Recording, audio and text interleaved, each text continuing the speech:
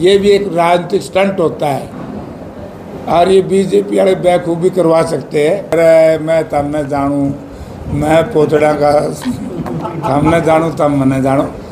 जुनाजा निकला, जुनाजा जिस दिन अमित शाह की रैली थी, पहला देश का एक ऐसा गृह मंत्री जो 22 मिनट में हवाई जहाज में से उतर करके भाषण दे के 32 मिनट में टेक ऑफ कर गया। जयप्रकाश जेपी के साथ भीतरघात हुआ, जैसे बरवाला हल्के में, एक तरह से नलवा हल्के में, इस तरह की बातें आ रही। भीतर चक्कू मार के देख लिया मेरे को, सर्वेलेंस करे। अमित शाह की हैसियत है क्या? राजनीतिक हैसियत अमित शाह की हिसार में है क्या? उसकी पॉलिटिकल वैल्यू है क्या हिसार में जिसकी हम इतनी वो करें? हम नलवा से जीतेंगे बड़े भारी वोट से, हम बरवाड़ा से जीतेंगे, हम आदमपुर से बड़े भारी वोट से जीतेंगे। नरेंद्र मोदी जी के थोथी गारंटी से लोग उब चुके, कुछ नहीं सुनेगा।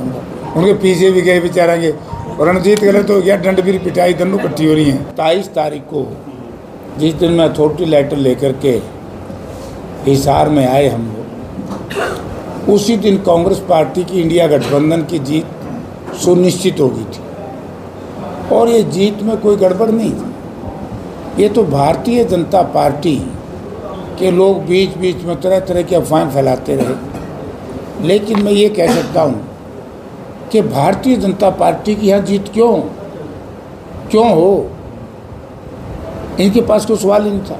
हमारे पास, हमारे साथियों ने, क्योंकि हिसार पार्लियामेंट क्षेत्र ये किसान का है, जवान का है, मजदूर का है और तीनों का कम्बिनेशन एक ऐसा कम्बिनेशन है जो दुकानदार पे, व्यापारी पे निर्भर है और दुकानदार व्यापारी इन पे निर्भर है, ठीक है ना। भारतीय जनता पार्टी के साथ एक भी ऐसा वर्ग नहीं था जो इसने मन से, चाहत से वोट दिए। इन सब वर्गों ने इंडिया गठबंधन को वोट देने का काम किया, इसलिए हमारी जीत सुनिश्चित है। कि जैसे कि आप अलग अलग हल्कों में थे, सभी तरह से मैनेजमेंट भी आप लोगों ने किया, लेकिन कहीं ना मैनेजमेंट आपकी ढीली दिखी। कई बूथों में जैसे 8-9 बजे तक भी वहाँ पे एजेंट नहीं थे, वो खामियां कहाँ रह गई इस तरह की? मुझे नहीं जचता कि कोई ऐसा बूथ था, क्योंकि हमारी बूथ मैनेजमेंट की तैयारी हमारे साथियों की बहुत ज़बरदस्त थी। मैं नहीं कह सकता ये बात, क्योंकि उस दिन मैं शहर में था। मैंने पूरा टाइम सुबह 7 बजे से लेकर के शाम को 6 बजे तक टोटल बूथ मैंने चेक किया। हमने लाइव भी किया है, हमने तो आग्रह भी किया है कांग्रेस पार्टी के कार्यकर्ता आगे बूथ संभाले, क्योंकि यहाँ पे तो हमने लाइव शायद इसलिए भी कर दिया होगा, पड़ोसियाँ कहने थे भी कई बार कर दिया। अच्छा, ये भी एक राजनीतिक स्टंट होता है और ये बीजेपी वाले बेखूबी करवा सकते हैं, लेकिन हमारा कोई एक कार्यकर्ता ऐसा नहीं था। मैंने तो उस टाइम भी सबसे जो इलाका हमारा है जहाँ पंजाबी समुदाय का वोट था, वो था जाट स्कूल और जाट धर्मशाला। और भयंकर गर्मी में 2 बजे जब मैं बूथ पे आया, हमारे साथी बड़े मुस्तैदी से बैठे थे और मतदाता अपना मत का प्रयोग कर रहे थे। जैसे कि चुनाव से पहले बातचीत आपसे हुई थी, आप ये सोच रहे थे कि मतदान ज़्यादा होगा इस बार, कि लोगों में आक्रोश है, वहीं पे मेन उचाना, नारनौल और उखलाना, वहाँ पर भी मतदान की जो प्रतिशत है वो कम हुआ है, उसका नुकसान तो नहीं होगा कहीं पे? नहीं, देखिए हमें क्यों होगा नुकसान? मतदान उनका कम हुआ है, हमने तो अपना जो वोटर था डाल दिया वोट। भारतीय जनता पार्टी का 90% गांव में एक भी एजेंट नहीं था जिसने स्वेच्छा से वोट डाले, अलग बात है। लेकिन हमारे तो लोगों ने गांव में ट्रैक्टर लगा रखे थे, गाड़ियां लगा रखी थी, मोटरसाइकिल लगा रखे थे, इनका तो कोई वर्कर नहीं था देहात में।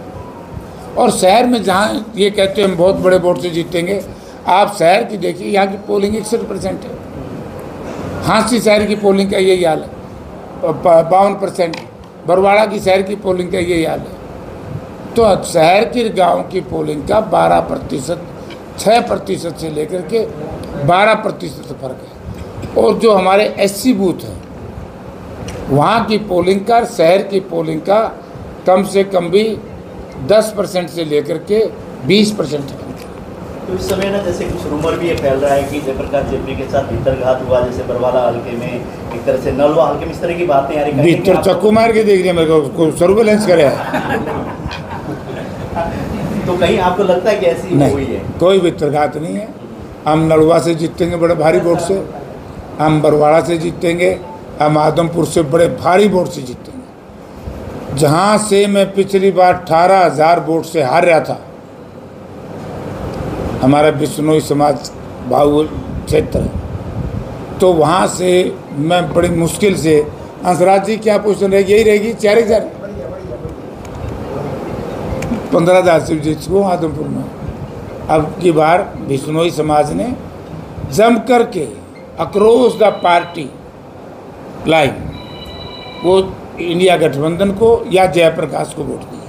शैलजा खेमे के कई जो कार्यकर्ता और नेता कहते हुए नजर आए कि हुड्डा साहब ने, ना जेपी साहब ने शैलजा जी को तवज्जो नहीं दी, ना अपने किसी भाषण में, ना ही किसी एडिट मटेरियल में, किसी पोस्टर में। तो हमने भी जेपी जी का साथ नहीं दिया, तो इसका